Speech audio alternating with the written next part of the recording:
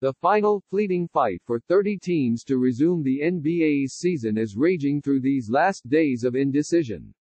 Hours of Commissioner Adam Silver's time are being spent engaging owners and high-level executives who are making the case for how the league should march into the summer's playoffs, including those desiring the entire league to descend upon Orlando, Florida.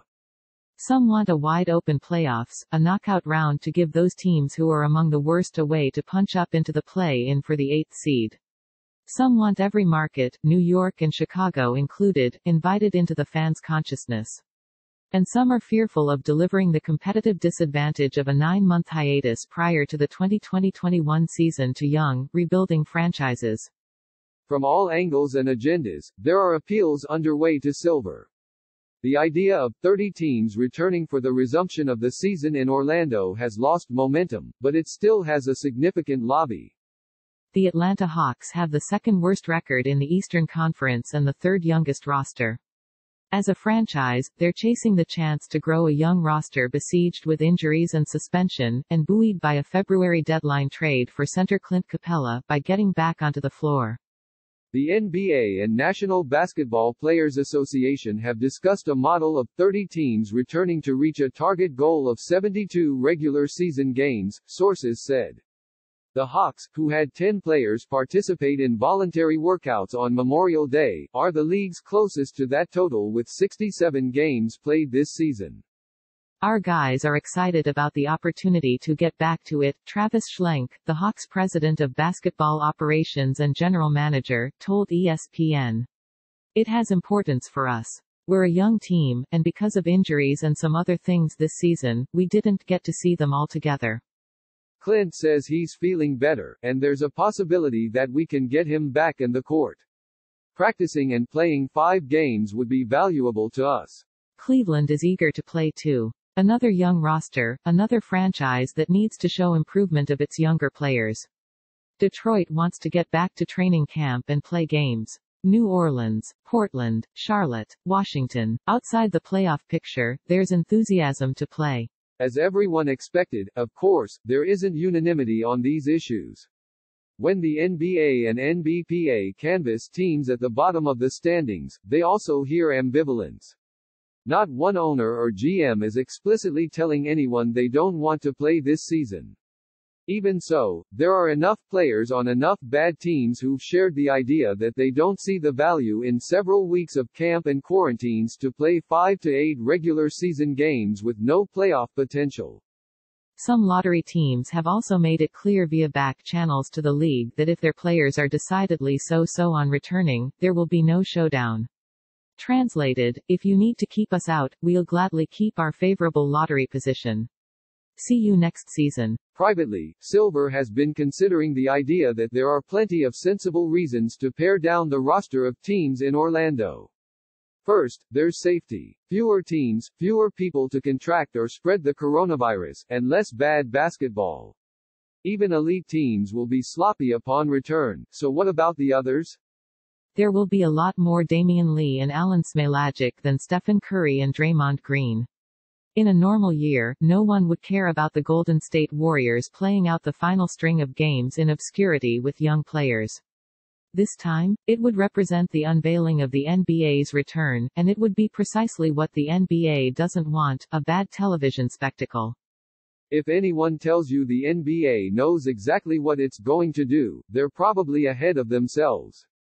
This is still an open discussion, and there will be more debate on Thursday's GM call with the league and Friday's Board of Governors call. It's possible the league could bring a recommendation to the owners on Friday, but that's still uncertain. The NBA believes it has time to deliberate and discuss the matter. In fact, there's a possibility the first games played in Orlando could be in August, not July, sources said.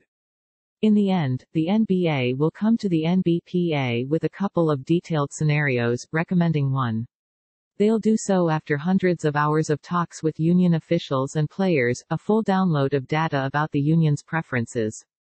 The league's GM survey included a pool play option featuring somewhere between the 16 current playoff teams and the full body of 30 NBA teams, sources said. Teams would be divided into a certain number of groups and face each member of their group the same amount of times. The total number of pool games has not yet been specified. All of these would likely be branded as playoff games. Based on the final standings within each group, 8 teams would advance out of pool play into a bracket meant to mimic the league's normal postseason structure, sources told ESPN's Zach Lowe. Several current postseason teams were not initially enthusiastic about that proposal, sources told Lowe. A slump in group play could result in what is currently a solid playoff team, even one slated for home court advantage in the first round of a normal postseason, failing to advance into the 8-team tournament, while a present-day lottery team might get hot and make the final 8. No one wants a product that embarrasses the NBA. Appealing to players only on a sense of duty for the league's greater good isn't going to work. Free agency is already fraught with peril this year, and probably longer. Some agents are hinting to GMs, clients who've had good seasons on the way into free agency don't want to risk undoing that success in a return. Those on contenders will have a hard time explaining why they're not playing, and virtually every one of them is too competitive and committed to sit out. On mediocre and bad teams? Well, you'd have some players ducking out of a return, especially if it's just 6 to 8 games. That has to be a significant part of the consideration for Silver. There's so much to examine, and so many factors that could leave teams feeling unfairly treated. The West's number 8 seed, Memphis, had its toughest stretch of games left this season. Portland, New Orleans and Sacramento are within 3.5 games of Memphis in the standings.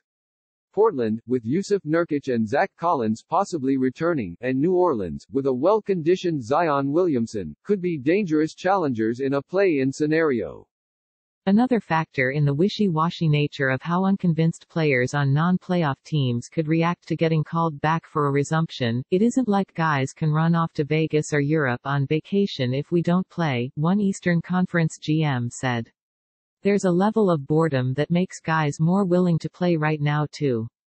There are still a number of ideas under discussion, including this one, bringing back the 4 Western Conference teams on the playoff bubble for play-in purposes, but none in the Eastern Conference, sources said. Over the weekend, you're getting a sense the league is starting to realize less is more, one high-ranking Eastern Conference executive told ESPN. When the NBA feared losing the season completely in March, it was easier for owners, executives and players to hear Silver preparing everyone for how frustrated and aggrieved they might be once these choices are made. As everything moves closer to a return, it's clearer that'll be the case. If we don't show up, we lose more money, one starter on a non-playoff team told ESPN. We are already in the hole. And what message does it send to the public, the teams, the players that we are okay with 10 to 14 teams not playing? We already have a competition problem in the league. My thing is, play 30 teams for as many games as possible for the money or go straight to the playoffs. Adam Silver hears them all. And wherever he lands on the issue, whatever model he suggests to the owners and union that makes the most sense for all, the commissioner always did suspect how it would end, hard decisions leaving hurt feelings. This is a small part of the pandemic's price to the NBA. More, WOJ and Low Crossover Pod Part 1, Part 2.